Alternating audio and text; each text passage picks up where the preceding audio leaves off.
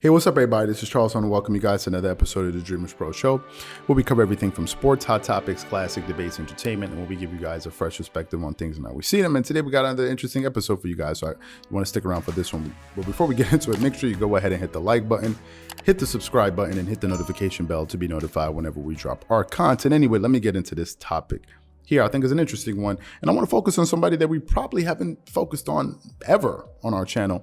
Today, I want to talk about Klay Thompson, right? I want to talk about Klay Thompson. I want to talk a little bit about the Warriors. So we all know who Klay Thompson is, right? Klay Thompson is one of the best two-way players in the entire NBA. He's one of the best two guards in the entire NBA, and he's one of the greatest shooters in the history of basketball. One of the greatest shooters. Just last season, or not last season, the last time we saw a healthy Klay Thompson, right? He averaged 21.5 points per game. He was getting you 1.1 steals per game. He was getting you about 3.8 rebounds per game. He was shooting 81 or close to 82% from the free throw line.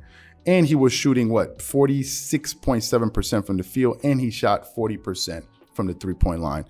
Klay Thompson is a three-point marksman, but he's not just a shooter. He's also a winner. He's also a three-time NBA champion. He's won 3 championships with the Golden State Warriors. He's a 5-time All-Star.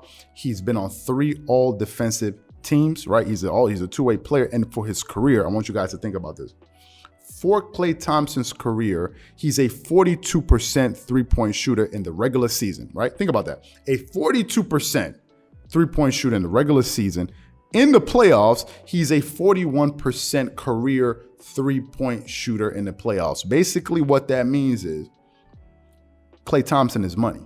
Don't leave this dude open. You've seen the quarters he had. I think he had one quarter where he scored 37 points in a quarter. I think he holds the NBA record for scoring. This guy can get hot in a second. And when you have a guy like that playing alongside Stephen Curry, you have one of the greatest backcourts in NBA history, and certainly the best shooting backcourt in NBA history. And it's one of the reasons I've been saying it on Dreamerspro Max. I've been saying it in other places. I think the Golden State Warriors, if they're healthy, they're going to make a lot of noise this season, man. They're going to be a good team. This is just what I think. These guys are a well-oiled machine, and they know exactly what to do, and they have a pedigree of winning. They know exactly what it takes to win. So just yesterday, I was listening to him on an interview that he did with NBC Sports, because he's making his return this season. Remember, he missed all of last season due to his injuries, had some knee injuries, and then he recently suffered an Achilles tear. So he's been really trying to rehab and get back on the court. But I was listening to an interview with him yesterday on NBC Sports, and he made some very interesting comments that made me think about Ben Simmons and the Ben Simmons situation. So before we go too far, what we want to do is play some of his comments that he had to make, and then we're going to come back and give you guys our opinion. So before we go too far, take a listen to some of the things that Klay Thompson had to say here. An ACL injury, I'm looking at your knee, ACL injury followed by the Achilles injury. How do you describe what these last 2 seasons were like for you? I mean, a lot of heartbreak, but you got 2 options. It's either fight or flight. I'm fighting all day. I'm not going to just feel sorry for myself throughout the whole year. At times it can be very tough, but I'm paid to get better, and I'm paid to perform. And I know if I put the work in, I'm going to be out there performing at a high level again. Now, in that soundbite, I think Klay Thompson said some very interesting things.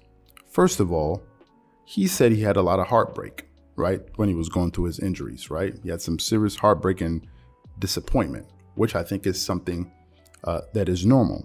But he said something that I really focused, that really stood out to me. He said, in a situation like that, you have 2 options. Either you put up or you shut up. He also said, we get paid to be better, right?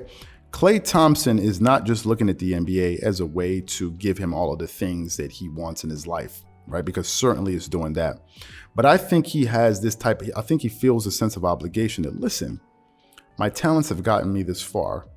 These people, this league recognizes my talent, and they're paying me all of this money. Yes, because of obviously they recognize how good I am, but they're also paying me because they want me to get better.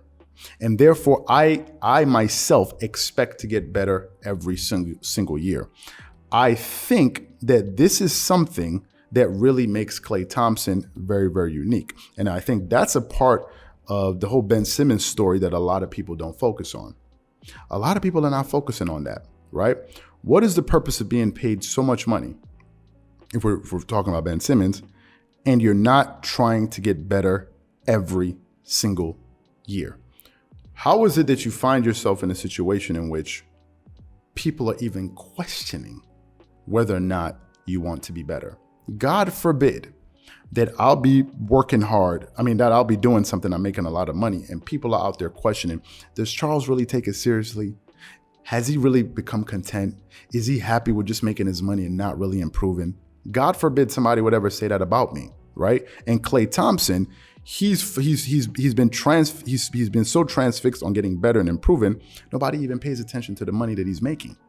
But in the case of Ben Simmons, given the fact that he's not really improving, and one can argue last season he regressed, it all of a sudden brings these different things into question, at least in my mind, right? Because I think NBA players are paid to get better and to deliver results. That's why we're all paid to do what we do, right? I think what we do has to be results based. If it's not results based, then what the heck are we really doing? And I think this is one of the reasons Klay Thompson is one of the most respected players in the NBA. And I also think that the comments that he made, which I totally agree with, I believe that it is one of the major reasons that he is a part of a championship culture, winning culture with the Golden State Warriors. I think the Golden State Warriors have an amalgamation of players that think like Klay Thompson. They have a lot of self-pride. They're committed to getting better. They really, really, really, really, really, really want to win. They are hell-bent on winning. And he is one of the cornerstones of that organization, Klay Thompson in this case.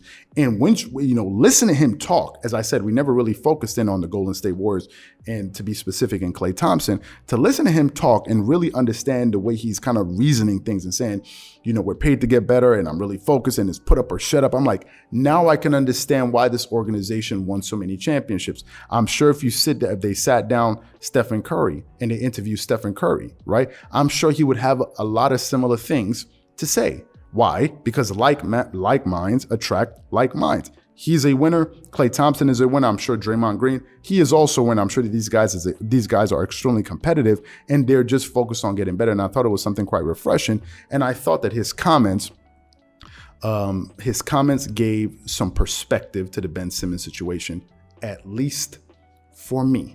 This is what I think. I think he really put things in perspective for me. And I really respect a lot of the things that he said. I recently heard him in another interview just talking about his life and, all of the privileges that he's had. He seems like a very deep thinker.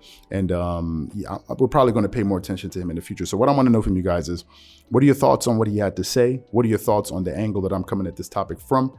Whatever you guys think, please leave your thoughts and comments in the comment section below. Again, if you enjoyed the video, be sure to make sure you go ahead and hit the like button, hit the subscribe button, and hit the notification bell to be notified whenever we drop our content.